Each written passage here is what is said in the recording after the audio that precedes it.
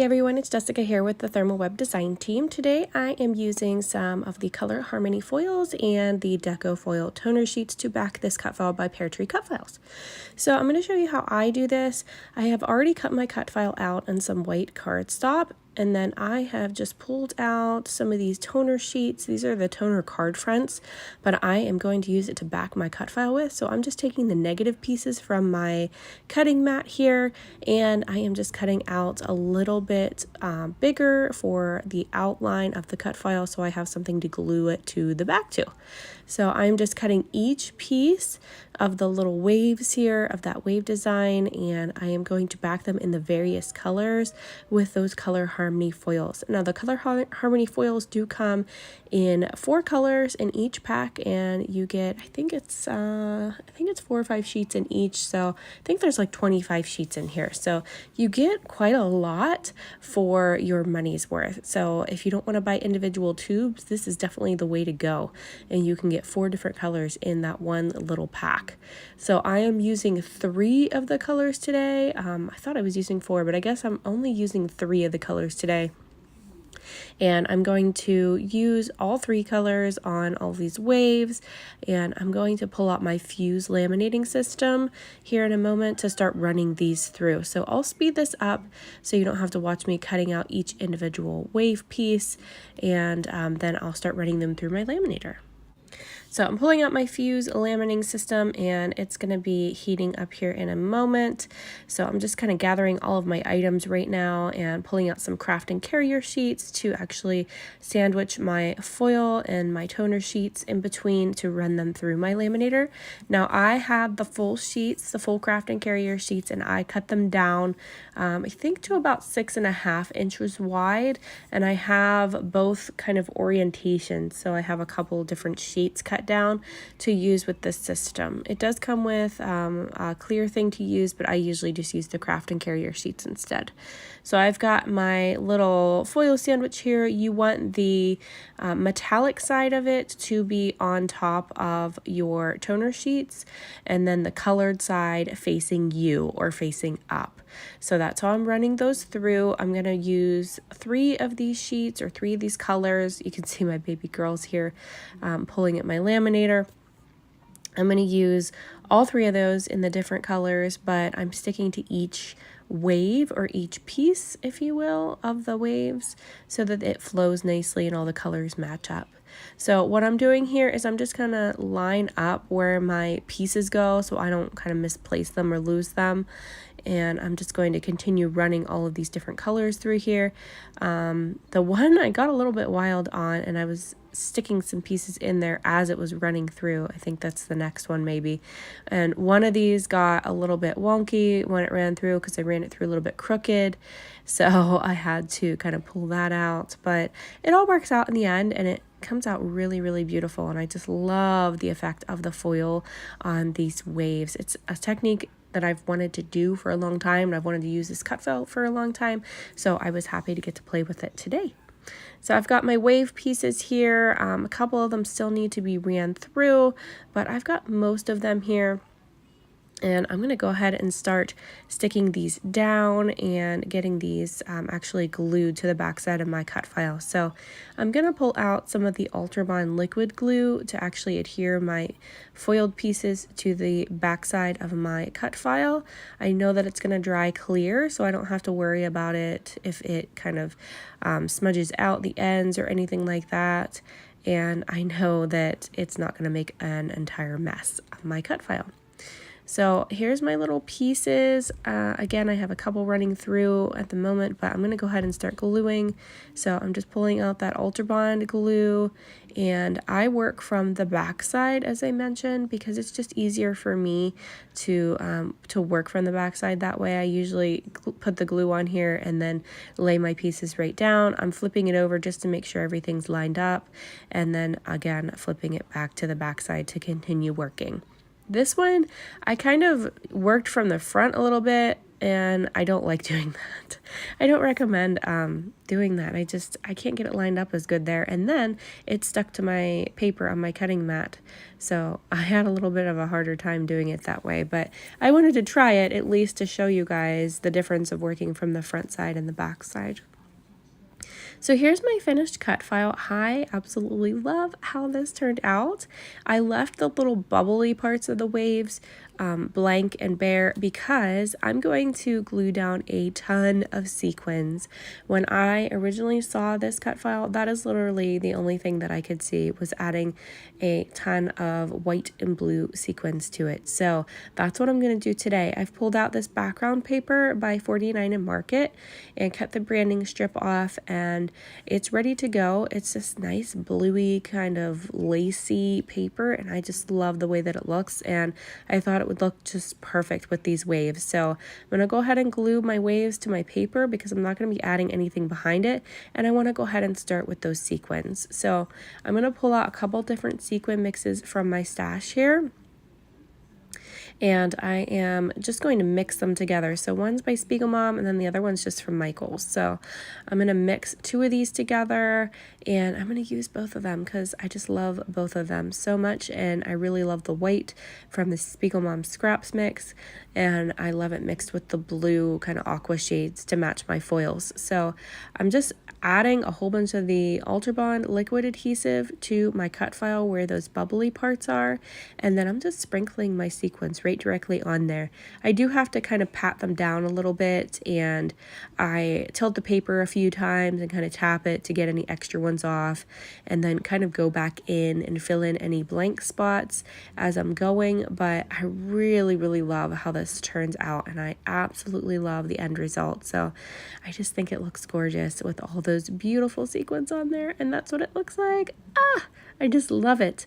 And I left a little blank space in the middle there because that's where my photos are going to sit, so I didn't want it to cause a problem when I put some foam tape or adhesive on the backs of my photos for whenever I put them down on my paper, because I didn't think they would stick too well to the sequins, so I just wanted to leave a little spot empty for the photos. I'm just pulling out the Pebbles line. This is the Fun in the Sun collection. I'm going to back my photos here with some various papers from this mini paper pad, and I'm just roughing them up a little bit on the edges with my fingertips. And I've got a bunch of patterns here, just some scraps. I've pulled out a couple full pages to use, but I used some scraps up on those, and I really like them. I love layers on my photos, so it's something I love to do on my layouts. And it just adds a little bit of extra texture and dimension to your photos, and it pulls in some different patterns of papers, which I love. So I've got some of the 3D foam tape. This is the 1/8 inch size, which is my favorite. There's another size, I think it's a 1/16 size, but I prefer this size because it's a little bit thicker. So I'm just adding this to my photos and popping them up off my page, and then I'm going to continue embellishing. I'm going to pull out some stickers here from that collection. I'm going to pull out my tape runner and an acrylic title piece. So this one is by Peartree Cutfiles as well, and I just love it. I've had it in my stash for quite some time, but I've never used it yet, and it was just perfect for this one because it says making waves, and that's exactly what he's doing. He's making waves and splashing in the little beach area at our favorite campground. So this was just perfect, and these are just the perfect photos of my son to use on this layout with this cut file, so I was excited to get this all pulled together. I love these little die cuts from this collection. I'm going to pull out a few of them to use and scatter around my layout. I don't want to add a whole lot to this though, because with that wavy foiled goodness on here and all those sequins, it's pretty much good to go already and has a lot. So I am just going to kind of embellish to enhance and still pull the focus into my photos, if that makes sense. So I've got some little wordy bits that I'm going to add, and I'm going to do a little cluster at the top yet to finish up the top and get rid of a little bit of that white space up there. And I'll put my date stamp up there at the top as well. So I am going to grab my Paige Evans roller date stamp to add my date there, and some twine to actually connect those so it looks like a little keychain. So I'm going to put all the links down below in the description, and if you guys have Any questions about anything, please feel free to let me know, and I'm going to pop the links down for everything that I've used in case you want to click on those to grab anything from these shops. So I'm going to add some music in here while I finish this one up, and then I will squeak back in here at the end to show you the finished layout.